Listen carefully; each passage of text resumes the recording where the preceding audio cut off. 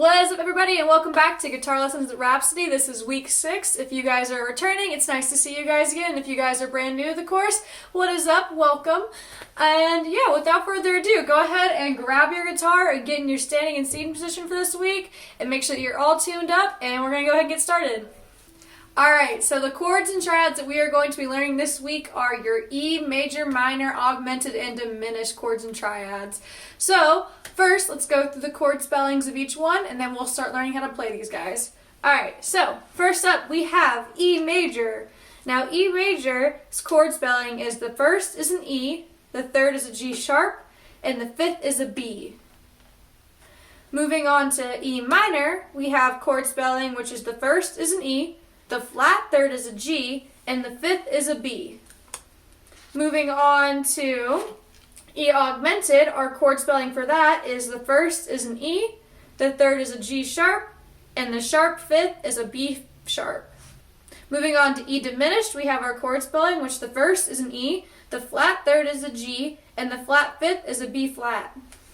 Now that we've learned more about the chords and triads that we're going to play, let's go ahead and start actually learning how to play these guys. So, first up, we have E major. Now, the way you play an E major is pretty simple. It's really easy. All you're going to be using is your pointer, your middle, and your ring finger, and you are going to place them as follows. You're going to start on the first fret, and you're going to take your pointer finger and put it on the third string, just like so. And then you're going to take your middle and ring finger, and you're going to put them on the fifth and fourth string on the second fret, so it should look like this.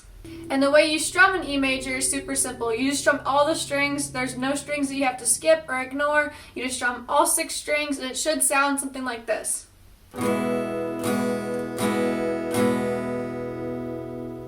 Alright, now you go ahead and try for yourself. Alright, awesome. Moving on to E minor. This is how you play an E minor. You're going to be using instead your middle and your ring finger instead of your pointer finger, and you're going to simply just leave them on the 5th and the 4th string on the 2nd fret. So all you're doing is just removing that pointer finger from the 3rd string. So this is E major, get rid of the pointer finger, and now you have an E minor. When you strum an E minor, it's actually the exact same thing as an E major. All you're doing is strumming all 6 strings, and it should sound something like this.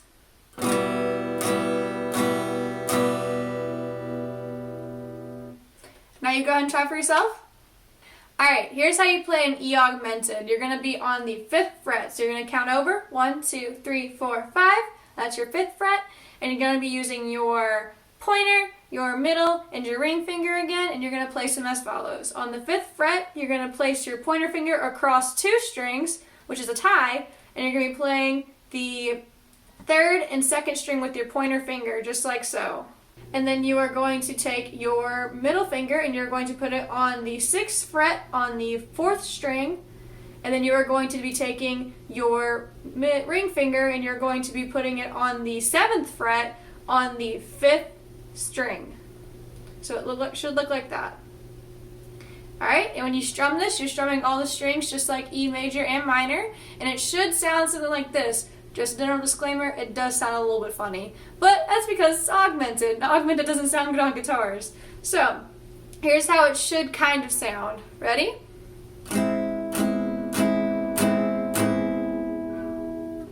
It's not pretty, is it? Alright. Moving on to E diminished. Now this one's a lot easier to play. It's not a big strain across multiple frets, but it doesn't sound good either, in my opinion at least.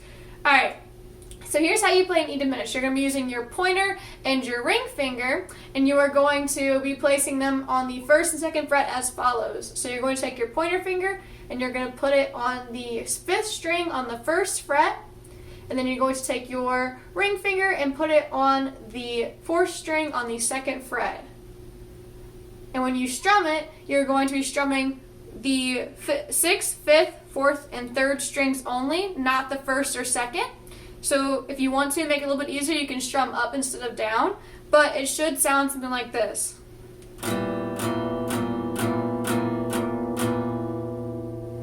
It's kind of funny, isn't it? Now, that is all the chords and triads that we're going to learn this week. Before we go, I want you guys to actually practice switching back and forth between E major and minor. And yeah, so here's how we're going to do that. You're going to be starting off on E major, and then you are going to be switching to E minor when you see the word switch on the board. And then I'll be giving you guys instructions on which direction I want you to strum, so down or up, and you guys are going to follow along. You ready? Alright, here we go.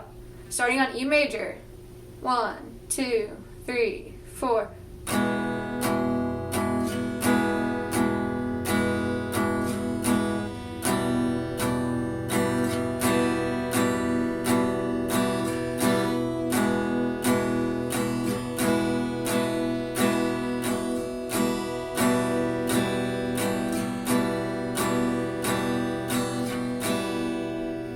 How'd you guys do? Alright guys, that's all the time we have for this week for Guitar Lessons at Rhapsody. I hope you guys enjoyed learning your different E, major, minor, augmented, and diminished chords and triads.